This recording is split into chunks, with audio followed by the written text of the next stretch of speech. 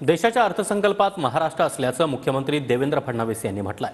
बजेटमध्ये मुंबई मेट्रोसाठी 1255 कोटींची तरतूद तर पुणे मेट्रोसाठी 699 कोटी रुपयांची तरतूद केल्याची माहिती देखील फडणवीसांनी दिली आहे। तर मुंबई अहमदाबाद हायस्पीड रेल्वेसाठी 4004 कोटींची तरतूद केल्याचं म्हणत विरोधकांच्या टीकेला फडणवीसांनी उत्तर दिलं आहे।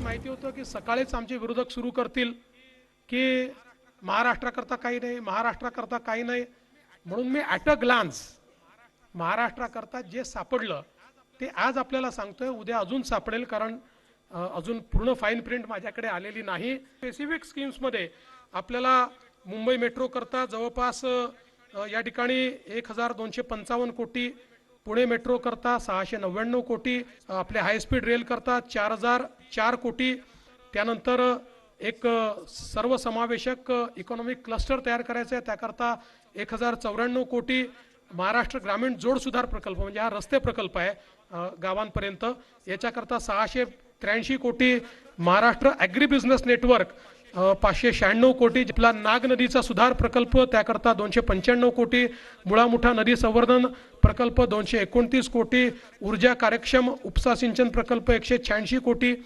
असे हे जवळपास 11,000 कोटी रुपये आहेत।